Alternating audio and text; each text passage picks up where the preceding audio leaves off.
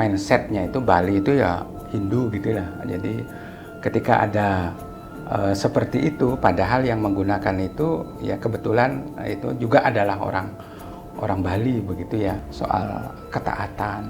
Nah inilah yang mau dia rayakan di rumahnya sebagai orang Bali gitu loh. Namanya kebaliannya itu melekat gitu loh sebagai orang Bali. Ya, walaupun dia sudah lama di Kalimantan, tetapi dia kan sebagai orang Bali dia tetap merasa dirinya. Maka dia ada semacam kerinduan gitu loh. Pada puncaknya itulah dirayakan perayaan itu. Nah dia sendiri yang minta supaya ada khas Balinya itu gimana gitu loh. Maka kemudian dipakailah udeng begitu ya. Pada orang Bali yang beragama Katolik ini bisa menghayati imannya di dalam konteks budaya. Gitu loh.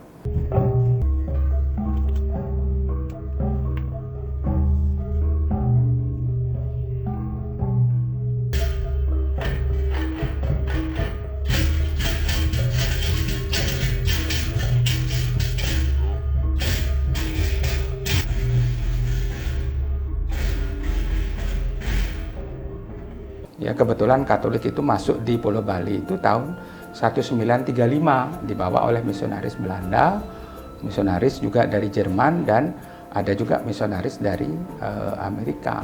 Jadi dimanapun gereja Katolik berada, dia harus berakar pada budaya.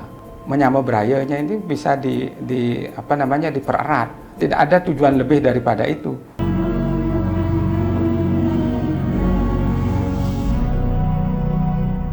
Ya, pakaian adat itu sebenarnya itu kami ya jangan salah mengerti itu sebagai pelecehan, tidak. Kami itu menghargai karena itu juga dipakai oleh seorang romo ya, kemudian juga di tempat yang suci juga. Inilah yang mungkin kami perlu juga ke dalam, perlu koreksi juga, perlu juga kami diskusikan mana yang boleh, mana yang tidak ya.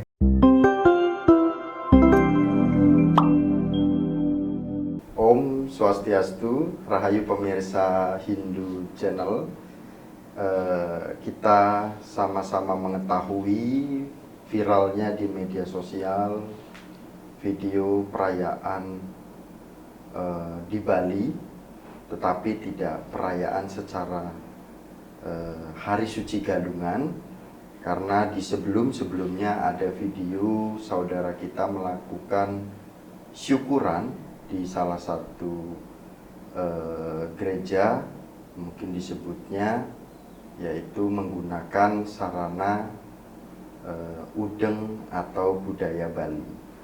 Tetapi kami dari Hindu Channel memberi pengantar terlebih dahulu terkait dengan realita di lapangan umat Hindu yang di luar Bali. Kami yang pernah merasakan berada di luar Bali, ada seorang tokoh dari luar Bali, dari Bali, yang hadir ke suatu daerah menjelaskan tentang makna udeng, tentang kamen, saput, dan lainnya. Itu menjelaskan pada konteks keyakinan, yaitu konteks Hindu. Sehingga ketika ada muncul video viral saudara Katolik di Bali menggunakan pakaian yang sama seperti kita, itu dipandang oleh umat Hindu yang di luar Bali memakai pakaian Hindu. Nah, tetapi saya tidak mau mengejas bahwa itu Hindu atau bukan. Kita coba menghadirkan yang membidangi di keagamaan Katolik langsung. Kami tidak undang dari Hindu dulu, tapi kami berusaha nanti akan undang dari pandangan Hindu, yaitu Romo Paskalis Nyoman Widastre SVD. Beliau sebagai Ketua Komisi Hak Hubungan Antara Agama dan Kepercayaan Keuskupan Denpasar, wilayah Bali, NTB. Shalom atau Om Swastiastu Niki Romo. Om Swastiastu, Om Swastiastu. Shalom juga, salam sejahtera. Salam dulu Romo, sehat. Sehat. Ya, Nyoman Widastra. Ya, Widastra. Asli Bali. Nggih, kebetulan yang ke Bali nih. Nggih. Romo izin, kalau di posisi Romo di agama Katolik ini sebagai apa lebih jelasnya? Kalau di Hindu apakah sebagai pemangkunya atau sebagai sulinggihnya atau sebagai jeronya kan gitu? Ya, jadi itulah mungkin istilah-istilah yang perlu familiar juga, nggih. Sebelumnya ya, Om Swastiastu, Selamat Hari Raya Galungan, dan Semeton Titiang Sareng Sami, ya umat Hindu di sejebak Bali nih, dan juga di luar Bali juga. Jadi semua juga yang bisa diundang pada kesempatan ini, ya untuk sebenarnya sih lebih banyak ya perkenalan ya, karena saya baru ketemu juga. Baru ketemu dengan Niko. Ya, Niko ya namanya ya. Niko, ya. iya. Jadi baik kesempatan ini juga ya pada hari istimewa ini saya diundang ya 2 hari setelah Galungan ya, kemarin Manis Galungan ya. Jadi saya kira ini momen yang baik juga lah untuk bisa kita saling mengerti, saling memahami ya, karena memang selalu ada pertanyaan-pertanyaan ya. Jadi istilah-istilah ya, konsep ya dalam gereja Katolik barangkali banyak juga nggak dipahami ya.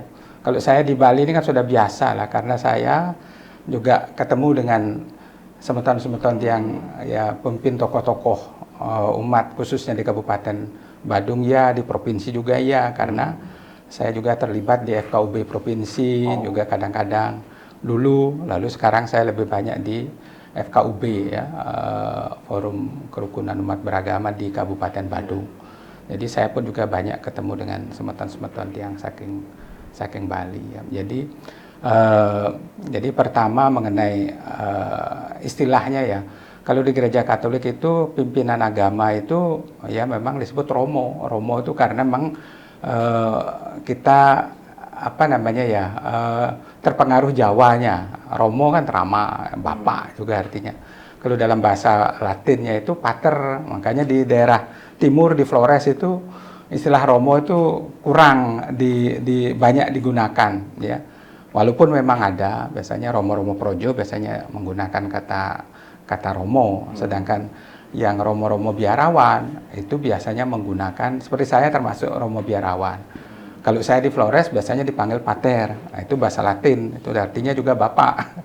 Tapi juga ada istilah pastor, itu bahasa Latin, itu artinya gembala.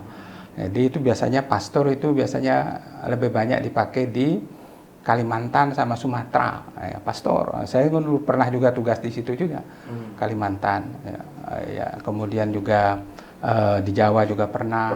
Ya. Jadi panggil Romo ya, panggil pastor ya, panggil Pater juga ya. Nah, itu kalau di gereja Katolik itu kalau sudah memegang umat atau jemaat itu biasanya ya kita ini para Romo ini diberi tugas oleh Bapak Uskup, karena pimpinan kami tertinggi itu uskup ya, makanya atau uskup seringkali juga disebut mensinyur juga.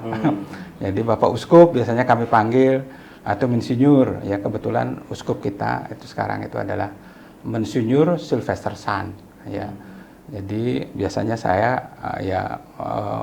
datang ke sana ya, biasanya Bapak Uskup selamat pagi gitu. Kemudian Mensinyur ya sama. Jadi itu karena itu pimpinan kami tertinggi yang ada di wilayah Bali NTB ya, karena di mana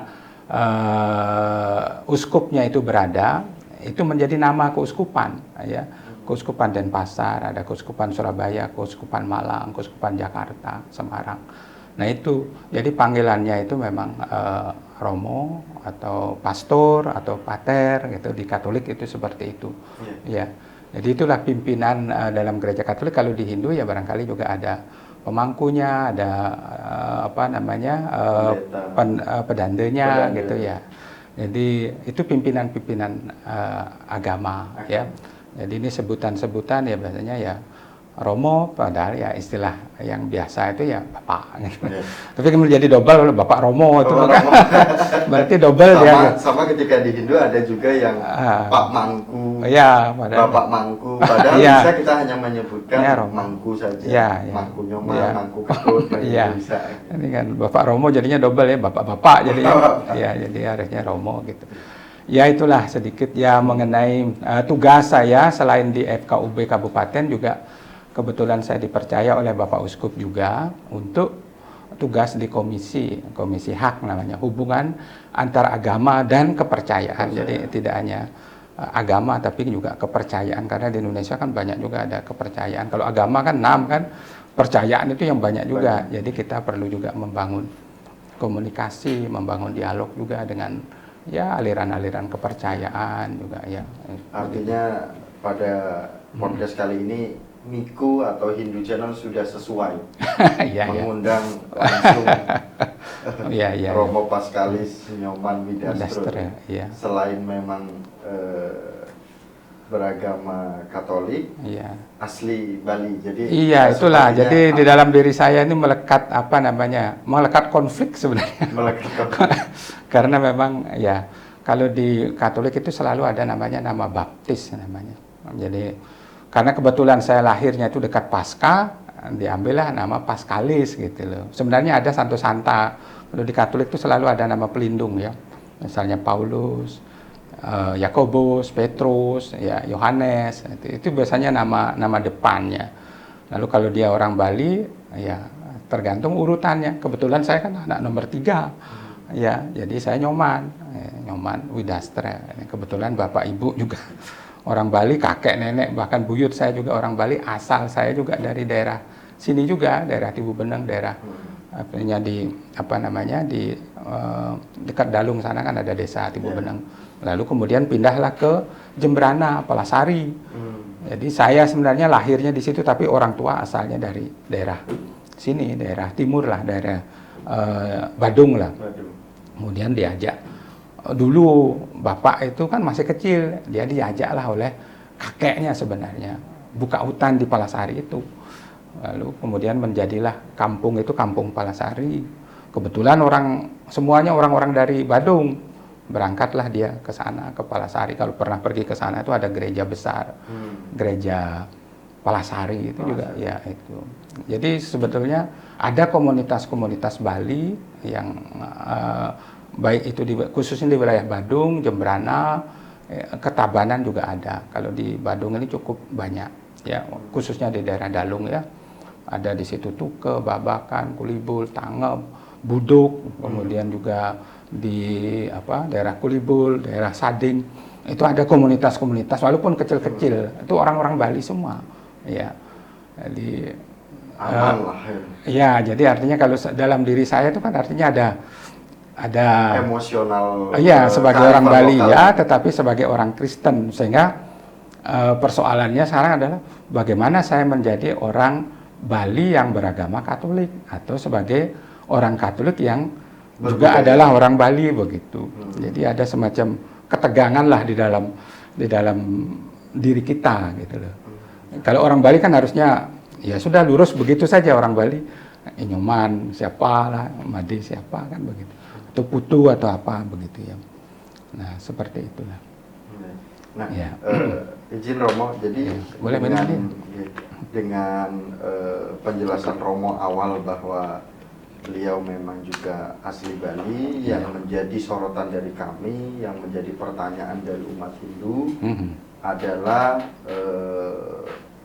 bagaimana Katolik menyoroti beredarnya video viral pada saat pelaksanaan syukuran itu beriringan ketika jalan masuk ke gereja, itu menggunakan bunga, kemudian menggunakan udeng.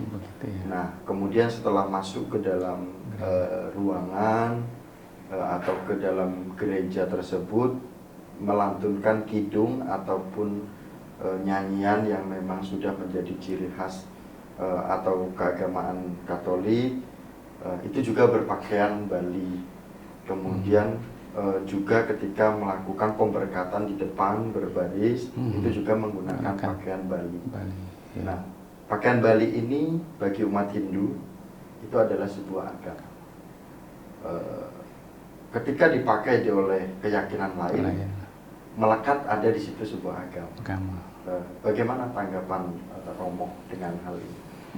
Iya. Jadi baik itu peristiwa itu yang disebut viral itu terjadi di gereja Roh Kudus Babakan ya. Jadi mungkin 1 bulan yang lalu, barangkali saya lupa persis tanggalnya berapa ya. Ya tidak lama lah ya. Ya tahun ini juga ya, mungkin bulan Oktober kemarin saya kira ya, mungkin nggak tahu ya. Jadi saya kebetulan juga tidak hadir. Itu adalah perayaan syukur seorang imam ya, Imam Bali, seorang romo lah, seorang romo yang kebetulan dia bekerja di luar Bali. Dia sejak tabisan menjadi imam, menjadi romo, menjadi pastor ini, dia berkarya di Keuskupan Ketapang, Kalimantan Barat. Ya, jadi dia sudah 40 tahun bekerja di. Keuskupan itu bertugas. Iya, ya artinya dia memang melamar kerja. Artinya bukan melamar kerja ya. Memang dia dikaryakan di situ, melaksanakan tugas perutusan. Ngayah di situ. Ya, melaksanakan tugas perutusan karena imam-imam itu selalu melaksanakan tugas perutusan, ya. Kalau saya kebetulan orang Bali, tetapi saya pernah bekerja di luar Bali. Misalnya saya pernah kerja di wilayah Keuskupan Jakarta juga pernah, di wilayah Keuskupan Surabaya juga pernah, ya. Jadi ini kebetulan Romo ini memang sejak awal dia memang melamar di situ di Keuskupan Ketapang, orang Bali, tetapi dia berkarya di Keuskupan Ketapang ya selama 40 tahun. Jadi dia merasa ada kerinduan gitu loh. Dia ngajaklah teman-temannya yang berkarya di situ. Teman-temannya kan ada sekitar 40-an orang lah. Itu orang Bali ya dia sendiri. Jadi teman-temannya itu diundang datang ke Bali, mari kita tidak hanya merayakan di sana, tetapi dia juga ingin merayakan di Bali di rumahnya. Karena kebetulan dia masuk di gereja itu, di paroki Roh Kudus Babakan. Jadi dia masuk wilayah di situ. Jadi oleh keluarganya dia mau dirayakan juga syukur, ya, perayaan syukur Pancawindu lah, artinya 40 tahun imamat. Jadi sudah 40 tahun dia menjadi seorang imam. Orang imam itu kan nggak menikah. Jadi dia betul mengabdikan hidupnya untuk karya pelayanan itu. Jadi dia bekerja di situ selama 40 tahun. Seorang imam itu ditabiskan kira-kira umur 28, 29. Ya, atau 30 lah kalau mau gampangnya. Jadi di usianya yang ke-70 inilah dia merayakan 40 tahun imamatnya, dia mengajak teman-temannya. Ya, jadi kalau saya sudah 31 tahun sebagai imam. Ya, suatu saat saya juga merayakan itu. Jadi kalau 25 tahun kan sudah. Jadi biasanya kami memanfaatkan momen-momen itu ya, momen 25 tahun, 40 tahun, ya syukur-syukur kalau bisa merayakan 50. Iya, itu kan berarti sudah umurnya sudah 70, ya udah berapa lah ya. Ada yang sampai 60 tahun, ada. Nah itu. Itulah soal kesetiaan, soal ketaatan. Nah, inilah yang mau dia rayakan di rumahnya sebagai orang Bali gitu loh. Jadi dia tetap di dalam dirinya itu melekat kebaliannya itu melekat gitu loh sebagai orang Bali. Ya, walaupun dia sudah lama di Kalimantan, tetapi dia kan sebagai orang Bali dia tetap merasa dirinya. Maka dia ada semacam kerinduan gitu loh. Makanya dia mengajak teman-temannya, mari kita datang ke Bali, sekalian mereka ajak pesiar-pesiar begitulah. Lalu pada puncaknya itulah dirayakan perayaan itu. Nah, dia sendiri yang minta supaya ada khas Balinya itu gimana gitu loh. Maka kemudian dipakailah udeng begitu ya pada waktu perayaan. Tetapi untuk umat itu sudah biasa juga di sana menggunakan menggunakan pakaian adat itu sudah biasa. Perayaan-perayaan misalnya perayaan Natal, perayaan Paskah, atau hari raya ngodalan istilahnya. Kalau di Bali kan ada odalan pura ya. Begitu juga ulang tahun gereja itu biasanya umat diajak untuk juga menggunakan mencintai budaya. Makanya kemudian ya kita sebagai orang Bali kan nggak bisa kita meninggalkan budaya kita, kebiasaan kita, baik dalam bahasa Bali juga dipakai. Saya sebulan sekali juga menggunakan bahasa Bali di dalam upacara Ya. Kalau di podcast jangan bahasa Bali. Aku nggak bisa nanti jawabnya Romo. Nggak bisa ya. Jadi kami biasa itu lagu-lagu dalam bahasa Bali, semuanya dalam bahasa Bali, karena memang kita harus mencintai budaya. Ya, itu yang selalu diajarkan dalam gereja Katolik. Jadi dimanapun gereja Katolik berada, dia harus berakar pada budaya, artinya berpijak pada budaya supaya dia tidak menjadi asing dengan apa namanya, dengan lingkungannya. Apalagi dia sebagai orang Bali, ya pikirannya kan juga pikiran orang Bali, maka ketika misalnya ada di Babakan, itu budaya-budaya Bali itu sangat kental di situ, di Tuke, kemudian Kulibul, Palasari apalagi, karena semuanya orang Bali. Nah, kalau pakaiannya itu, kalau kami ya lebih melihat itu sebagai budaya, ya budaya yang memang kita harus cintai. Yo, saya juga sering kalau saya mengadakan kunjungan Hari Raya Galungan, misalnya saya pakai pakaian adat, ya untuk bertemu dengan ya saudara saya semeton yang berbekal, itu biasanya kami menggunakan pakaian adat. Gitu. Dia senang malahan, gitu. Nah, artinya Romo seperti ini. Mohon maaf, Romo.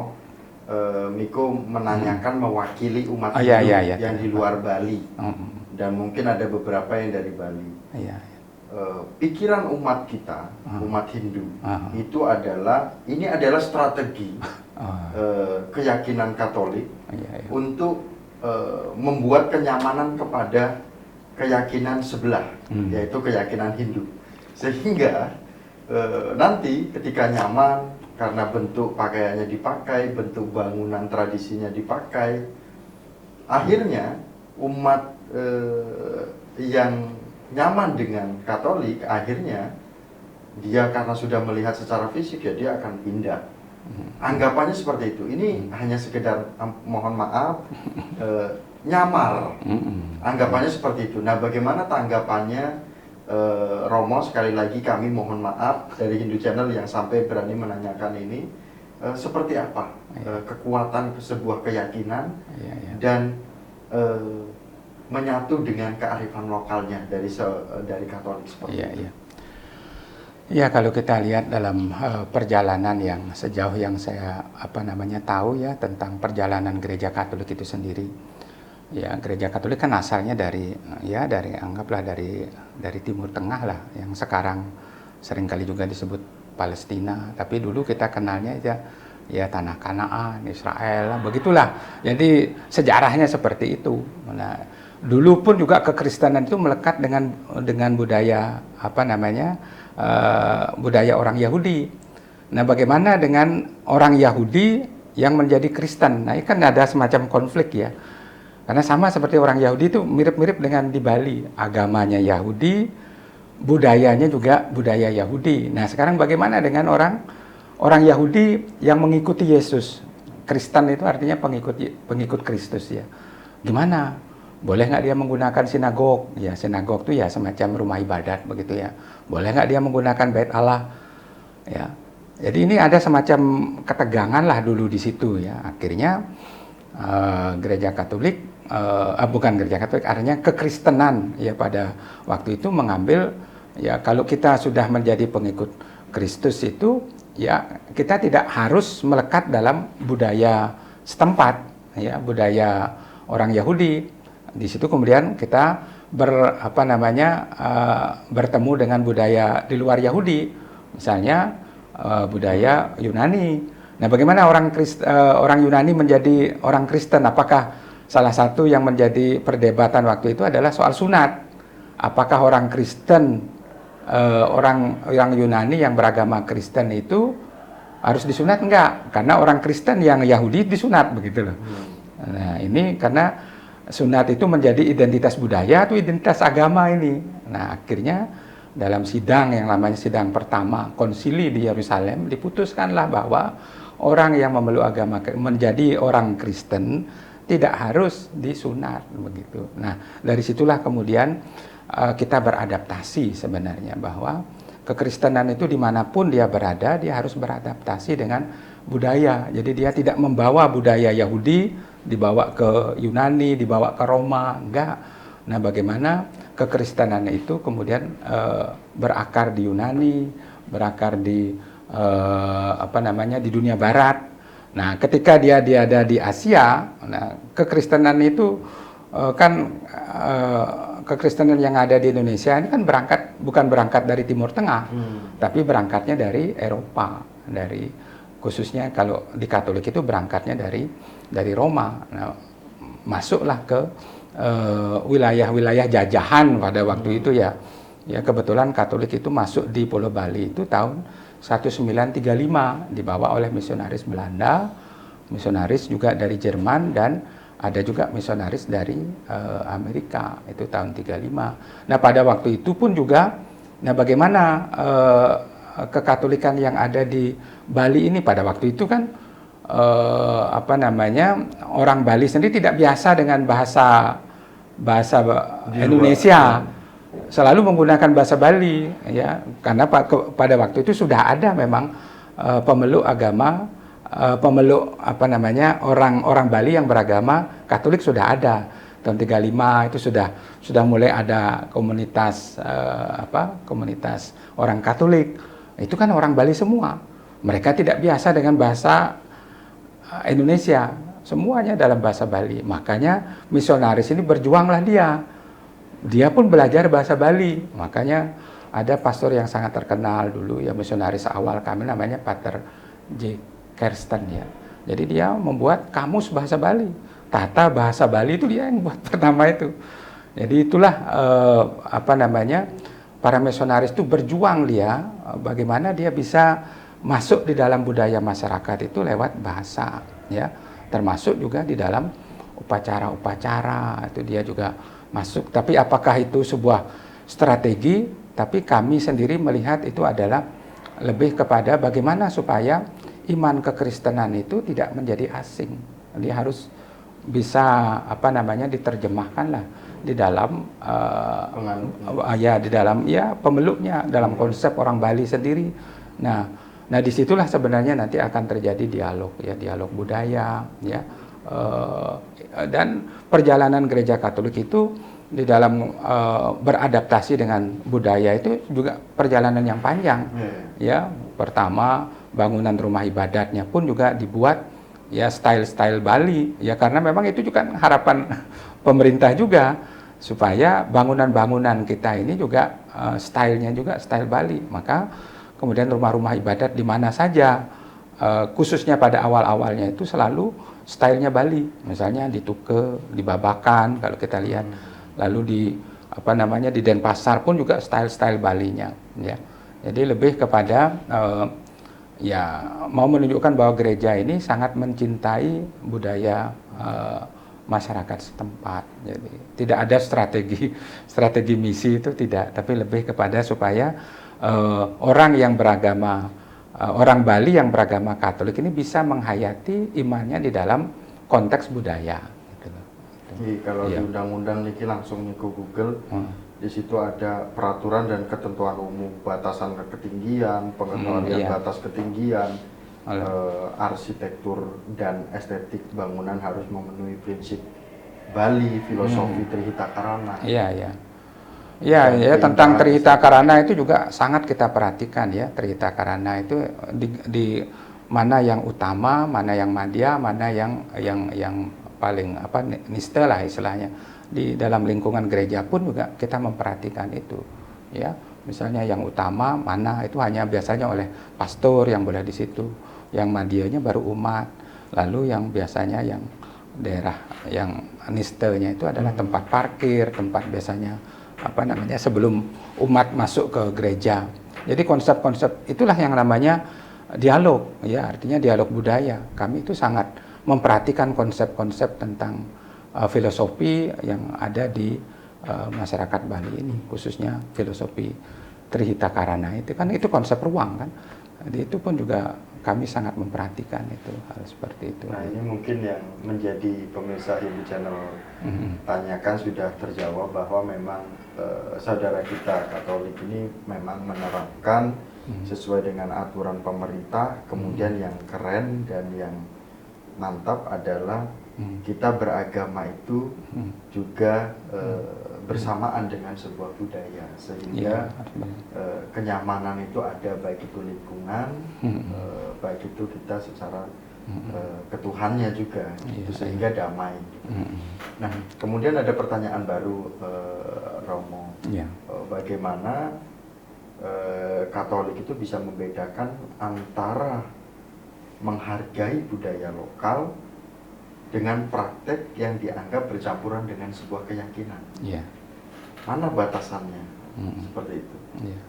Karena lagi-lagi pandangan pakaian ini yang sedang kita bahas adalah ini pakaian, tetapi ternyata bangunannya juga berbentuk seperti itu. Iya. Jadi yang pertama dalam gereja Katolik itu memang mengenal istilah namanya inkulturasi, atau istilah yang bisa dipahami oleh orang itu adalah kontekstualisasi. Jadi dimanapun ketika gereja Katolik misalnya ada di Jawa, dia harus berkontekstualisasi dengan budaya masyarakat setempat, ya, karena budaya itu kan sangat luas, ya. Kita pahami itu sebagai bahasa juga, tradisi, ya, sebagai bentuk-bentuk bangunan kah. Jadi dalam gereja Katolik itu memang sangat dibedakan lah, artinya dibedakan budaya dan agama. Jadi kalau kita bicara tentang misalnya pakaian adat, konsep kita itu adalah sebuah budaya. Jadi bukan inti agama. Jadi dia makanya pakaian adat kami tidak ada semacam keharusan untuk selalu menggunakan pakaian adat, misalnya pergi ke gereja itu enggak, hanya pada waktu perayaan-perayaan tertentu saja, ya. Belum lagi kami kan membaur juga di dalam gereja Katolik itu tidak hanya ada orang Bali, ya, tetapi juga ada orang Jawa, orang Flores, ya. Tapi momen-momen tertentu kita ingatkan, jangankah kita sampai lupa budaya kita, gitu loh. Mereka pun ketika ada di rantau, misalnya orang NTT, ketika dia ada di Tuke, misalnya kan itu komunitas Bali kan, jadi dia pun juga dengan senang hati dia menggunakan pakaian adat Bali ketika ada perayaan-perayaan yang dalam tanda petik mengharuskan mereka untuk juga menggunakan pakaian adat, walaupun kita memberikan alternatif juga, ya. Jadi misalnya ada perayaan ulang tahun gereja Katolik Tritunggal Maha Kudus Tuke, jadi biasanya diumumkan tolong umat nanti dalam perayaan ini menggunakan pakaian adat, yang lainnya menyesuaikan. Jadi kami lebih melihat pakaian adat itu bukan inti ajaran, tapi lebih kepada sarana peribadatan saja. Jadi ketika kita pergi ke tempat yang suci, ya memang kami ya pakaian-pakaian umum itu juga ada, ya, artinya tidak wajib menggunakan pakaian adat ketika pergi ke gereja. Yang saya bilang tadi itu hanya pada momen-momen tertentu saja, hari raya hari raya Natal, hari raya Paskah, itu kemudian juga ulang tahun gereja, itu biasanya kita menggunakan pakaian adat. Dan bahkan juga kalau di Tuke ini bukan hanya soal pakaian juga, soal mebat itu loh. Kalau misalnya hari raya ulang tahun itu biasanya kami juga ya makan bersama begitu. Ini kan budaya Bali yang sangat luar biasa, ya. Misalnya kita sama-sama lah bikin makanan begitu, bikin lawar kalau orang Bali bilang, ya mebat lah. Kalau orang Bali pasti tahu ya mebat itu artinya apa, bikin lawar itu seperti apa, ya. Itu adalah sarana untuk membangun persaudaraan, mempererat, ya. Bahkan ya orang NTT pun diajak ngelawar juga, ya, supaya mereka juga mencintai budaya gitu loh. Ini loh budaya Bali. Jangan sampai nanti orang NTT itu datang ke Bali, dia membawa budaya NTT-nya, kan itu menjadi konflik, ya. Lebih baik dia coba untuk belajar budaya masyarakat setempat. Tujuannya itu apa, ya? Tujuannya itu supaya menyambut berayanya ini bisa dipererat. Tidak ada tujuan lebih daripada itu, ya. Jadi kami menggunakan pakaian adat itu bukan maksudnya untuk mengintervensi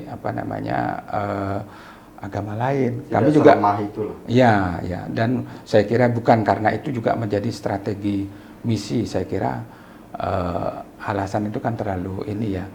orang masuk atau berkonversi agama itu kan ada alasan-alasan yang lebih mungkin rasional, mungkin juga ada pengalaman-pengalaman yang supranatural lah, bagaimana kan kita kan tidak tahu. Jadi bukan karena itu kemudian menjadi sebuah strategi, enggak, lebih kepada kecintaan kita terhadap budaya supaya kita tidak asing dengan, apalagi yang memeluk agama Katolik ini orang Bali sendiri gitu loh. Jangan sampai dia tidak jelas lagi identitasnya, bertanya-tanya, ini saya orang Bali nggak ketika saya sudah menjadi orang Katolik, kan begitu. Kan tetap ya, seperti saya ini sudah menjadi orang Katolik, apakah saya disebut sebagai orang Bali? Oh, leluhur saya orang Bali semua ya. Bagaimana saya bisa menyangkal keberadaan kita, bahasa Bali juga saya bisa ya. Saya juga memelihara tradisi-tradisi tradisi-tradisi Bali ya. Misalnya Megambel, Mekidung kan. Jadi kita juga di dalam gereja itu ada kidung-kidung dalam bahasa Bali juga kita lakukan. Dan bahkan kalau gamelan itu juga ada, dibantu oleh saudara kita menonton. Iya, kalau menggambel hari raya misalnya kita ulang tahun gereja, kita kekurangan personal kan. Semeton kita. Iya, semeton kita orang Hindu. Kami juga kalau ada pelayanan di pura itu kami juga yang membantu mereka. Misalnya ogoh-ogoh itu orang Katolik di Tuke itu sudah biasa dengan nyamo-nyamo di nyamo Hindu di Tuke. Karena mereka kan kekurangan personal, kita yang bantu mereka buat ogoh-ogoh kan. Begitu. Nah, Romo, kita minta pemahaman tentang salah satu ayat mungkin yang mungkin ada berkaitan dengan suatu kepercayaan atau keyakinan, ya syukur-syukur sesuai dengan topik kita. Iya. Tapi jika tidak ya, ada sebuah ayat yang memperkuat kita sebagai orang yang memiliki keyakinan. Iya, kalau di Katolik itu hukum ya, jadi hukum yang utama itu adalah kalau saya hubungkan dengan di semeton tiang nih, misalnya Manggamo Hindu ya dalam konsep tatwamasi lah, tatwamasi aku adalah engkau kan. Jadi kita juga mengenal namanya hukum kasih ya. Hukum kasih itu kasihlah sesamamu manusia ya, seperti kamu mengasihi dirimu sendiri. Ya kalau diterjemahkan dalam konsep itu kan tatwamasi ya. Jadi kalau saudara kita menderita ya kita merasa ikut ya. Jika satu anggota tubuhmu itu menderita ya, yang lainnya kan ikut. Nah, itu namanya tatwamasi. Itu namanya kasih yang melampaui batas ya. Jadi bahkan kita harus di dalam dalam kekristenan lah saya sebut ya. Jadi kasih itu juga bukan hanya orang yang patut dikasihi. Kalau saya mengasihi Pak Miko kan ya karena saya kenal ya sudah biasa lah. Tapi kalau saya mengasihi musuh itulah lebih kita, ya enggak? Itulah digit kita. Beragama itu kan begitu. Beragama itu harus digitnya naik lah. Tidak hanya standar. Ya. Kalau di Injil itu ada, kalau kamu disuruh berjalan 1 kilo, temani dia 2 kilo jalan. Ya. Kalau kita mengasihi orang yang patut kita kasihi, orang berdosa pun juga berbuat begitu ya enggak? Tapi kalau kita mengasihi orang yang musuh kita, ya, yang kita benci, yang menjengkelkan kita, itulah kelebihan kita. Sama juga memberi salam. Kalau kita hanya memberi salam kepada ya saudara kita, apa lebihnya kita? Ya gitu. Kita harus bisa memberi salam melampaui batas-batas. Itulah agama. Jadi saya kira banyak hal yang bisa didialogkan antara Hindu dan kekatolikan. Jadi maka dari itu ya diskusi-diskusi tentang kebudayaan, ya tentang konsep-konsep misalnya yang saya sebut tadi tentang Trihita Karana kan di Katolik kan juga, di Kekristenan kan juga ada. Bagaimana kita membangun hubungan kita dengan Tuhan, hubungan kita dengan sesama, hubungan kita dengan lingkungan. Apalagi kan sekarang masalah lingkungan di Bali kan sangat parah. Ya kalau ini misalnya kita diskusikan, ya di Katolik itu punya konsep apa tentang lingkungan. Nah ini yang mungkin kalau kita hanya berdebat tentang masalah simbol-simbol itu kan bukan inti lah sebenarnya. Artinya ya walaupun itu masalah yang sangat PK juga ya, tetapi yang jauh lebih penting itu adalah tentang sumbangan kita untuk kemanusiaan, sumbangan kita untuk tanggung jawab kita terhadap lingkungan.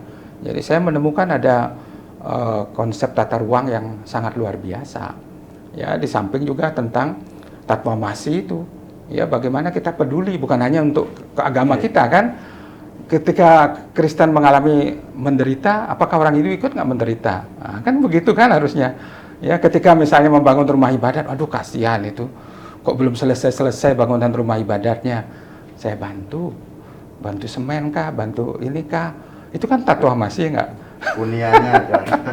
Iya, medano punya ya itu. Kalau kita medano punya hanya kepada komunitas kita, lebih kita apa? Nggak ada lebihnya, nggak ada nilai plusnya. Tapi kalau kita medano punya untuk ya rumah ibadat orang lain kah, ya itulah nilai keyakinannya benar-benar. Itulah yang namanya agama. Ya, kalau kita beragama itu standar ya, ya apa ya? Ya berbudaya aja jadinya. Beragama itu kan standarnya harus lebih begitu. Iya. Begitu ya. Kemudian Romo, kita ingin lebih tegas lagi dari Romo. Ini sebelum menuju ke akhir pertanyaan, satu kali pertanyaan lagi. Iya. Bagaimana Romo atau gereja menyikapi komentar dan kritik terkait dengan video yang beredar, video yang viral dari sudut pandang keyakinan Hindu yang pasti akan menyampaikan itu? Iya. Ya, ini kan memang kita tidak bisa menyalahkan juga ya, karena memang orang itu sudah mindsetnya itu Bali itu ya Hindu gitulah. Jadi ketika ada seperti itu, padahal yang menggunakan itu ya kebetulan itu juga adalah orang Bali begitu ya. Jadi sudah apa namanya ya, pikiran orang itu ya orang Bali itu ya Hindu gitu. Tapi ternyata ada juga kantong-kantong orang Bali yang beragama Kristen Katolik khususnya ya, misalnya yang saya sebut tadi ada di Babakan ya. Kemudian di dalam gereja Katolik itu ada yang namanya konsep yang istilahnya itu yang saya sebutkan tadi itu adalah konsep inkulturasi. Dasar dari inkulturasi itu adalah sebenarnya inkarnasi. Bagaimana ini konsep yang agak tinggi ya. Jadi Allah itu yang menjadi manusia dalam konteks budaya. Ya, kita kan memahami Yesus Kristus itu sebagai Sang Sabda lah, Firman. Pada awal mulanya adalah Firman, Firman bersama dengan Allah, Firman adalah Allah. Dia itu menjadi manusia. Dia menjadi manusia Yesus sebagai orang Yahudi. Dan ketika Yesus sebagai orang Yahudi itu dia menggunakan bahasa Yahudi. Tetapi kemudian kan murid-muridnya ini kekristenan ini berkembang tidak hanya di wilayah ini, di wilayah orang Yahudi, tetapi ternyata juga di wilayah lain, wilayah Yunani, wilayah Romawi. Nah, di situ pun dia harus beradaptasi.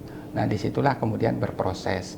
Nah, termasuk juga di Bali ini dia berproses di dalam ya di dalam kerangka itulah istilahnya inkulturasi ya. Istilahnya itu adalah kontekstualisasi.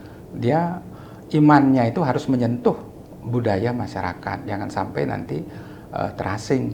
Nah, kalaupun menggunakan pakaian adat ya, pakaian adat itu sebenarnya itu kami ya jangan salah mengerti itu sebagai pelecehan, tidak.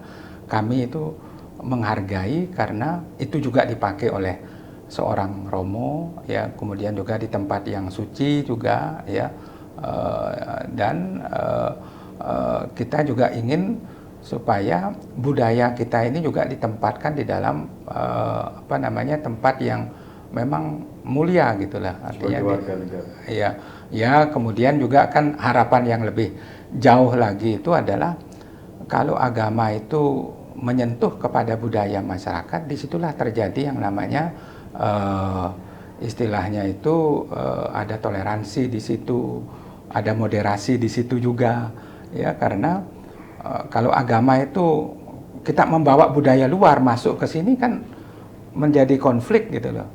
Ya, akan lebih bagus kalau kita menyesuaikan diri dengan budaya masyarakat setempat ya, supaya kita ini sungguh-sungguh bisa masuk gitu loh. Misalnya penggunaan bahasa, misalnya kalau saya ketemu dengan tokoh-tokoh orang Bali menggunakan bahasa Bali, loh orang Romo kok bisa ngomong bahasa Bali? Ya karena saya orang Bali kan begitu. Ya bahkan ada orang Bali yang nggak bisa bahasa Bali kan begitu. Ya jadi jangan kita melihat itu sebagai apa namanya sumber konflik lah ya. Jadi lebih kepada sebuah adaptasi budaya, tapi tujuan jauhnya itu adalah untuk membangun sebuah dialog ya, membangun menyambut budaya ya, supaya gereja Katolik di Bali itu tidak asing lah dengan budaya ini gitu. Itu aja sebenarnya. Mungkin terakhir Romo, berikan pesan kepada umat Hindu baik yang di Bali dan di luar Bali, dan terakhir juga berikan pesan kepada saudara kita Katolik yang menyaksikan tayangan kita pada hari ini. Ya, jadi terima kasih anggan semeton di tiang kinya mau Bali, sana wenten di Bali dan juga mungkin ada di luar Bali ya.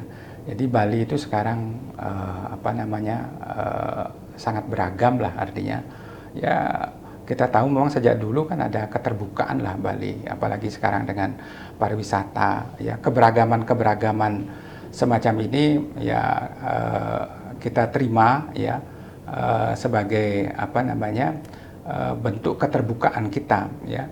Jadi sekarang budaya-budaya itu kan banyak masuk, dan kami dari Gereja Katolik ini ingin tetap juga apa namanya mempertahankan budaya Bali ya. Jadi bukan saja umat Hindu Bali yang merasa bertanggung jawab terhadap budaya Bali, kami juga orang Bali Katolik juga merasa bertanggung jawab juga terhadap budaya ini. Dan kalaupun ada hal-hal yang mungkin, jadi inilah yang mungkin kami perlu juga ke dalam, perlu koreksi juga, perlu juga kami diskusikan mana yang boleh, mana yang tidak ya, karena ya kita tahu sendiri di Bali, agama Hindu di Bali itu memang apa namanya ya, jalinan antara budaya dan agama ini memang agak susah ya, jangan sampai nanti kita menimbulkan ketersinggungan. Jadi kami pun juga ke dalam ya perlu introspeksi ya diri terhadap penggunaan ini. Tetapi kami kalaupun menggunakan pakaian adat itu sebenarnya pada saat-saat tertentu ya, tidak setiap hari di dalam ini. Misalnya pada hari raya Natal itu pun juga berupa anjuran ya, hari raya Natal yang akan datang ini ya pasti juga komunitas Bali yang ada di Babakan, komunitas Bali Katolik ya yang ada di Babakan, Kulibul, Palasari, kemudian juga di Tuke ya, pasti mereka juga menggunakan pakaian adat ya, karena rasa cintanya aja terhadap budaya Bali ya. Jadi mudah-mudahan ini pada akhirnya menjadikan kita bisa semakin apa namanya, semakin mengerti, memahami, dan bahkan juga ya kalau memungkinkan ya mari kita coba untuk membangun sebuah apa namanya ya, sebuah dialog lah, sebuah diskusi yang lebih jauh ya, karena memang saya melihat ada banyak titik temu yang antara Katolik khususnya dengan Hindu ya, ada banyak hal yang perlu kita apa namanya diskusikan ya, apalagi tentang konsep. Saya selalu tertarik dengan konsep Trihita Karana, Tatwa Masi ya, apalagi ya pokoknya menyambut braya ya, ini kan sebuah realita yang nyata. Iya, itu kan harus diwujudkan, bukan hanya diwacanakan. Misalnya tanggung jawab kita terhadap lingkungan, misalnya Trihita Karana itu konsep yang bagus. Tetapi bagaimana ini? Mari kita bicarakan bersama-sama ya, karena tanggung jawab kita terhadap lingkungan ini kan sangat besar ya. Jadi kalau misalnya tokoh-tokoh agama bisa misalnya mendiskusikan ini, saya kira ini kan juga sumbangan yang bagus juga untuk Bali ke depannya. Jadi saya kira itu ya. Ya. Suksema Romo, sama-sama luar biasa diskusi kita pemirsa Hindu Channel hari ini bersama dengan Romo Paskalis Nyoman Widastre, SVD. Ini banyak hal yang menjadi poinnya, bagaimana kita beragama itu tidak asing dengan sebuah budaya setempat. Ini juga menjadi pesan juga buat Hindu bahwa di setiap daerah Hindu juga berbeda cara upacaranya, cara berpakaiannya. Ini adalah sebuah kedekatan kita dalam berbudaya. Nah, ajakan terakhir tadi menarik, ayo mari kita dialog. Ini beliau Romo sangat bersedia untuk berdialog, untuk memperkuat sebuah toleransi dan moderasi beragama. Ya, prinsip Katolik kami dari Hindu Channel izin menayangkan di Hindu Channel. Semoga ini bisa menjadi inspirasi kita bersama. Matur suksma Romo sudah hadir di Hindu Channel. Semoga di lain waktu bisa hadir lagi ke Hindu Channel menjelaskan banyak hal yang mungkin berkaitan dengan ajaran Katolik yang bersinergi dengan Hindu seperti itu. Ya, terima kasih, dengan sangat senang ya Hindu Channel ini ya, mudah-mudahan juga ya kami di Katolik juga ada podcast, ada channel-channel seperti ini juga, mudah-mudahan nanti kita bisa berkolaborasi ya, siapa tahu ya. Ya, jadi terima kasih. Nggak usah besar-besar, Romo segini aja Romo. Ya. Jadi terima kasih banyak ya Pak Miko ya. Pak Miko. Kami tutup dengan para Masanti pada hari ini bersama dengan Romo Paskalis Nyoman Widastro SV. Para Masanti. Om Santi Santi Santi. Om Suksma Romo Rahayu. Rahayu.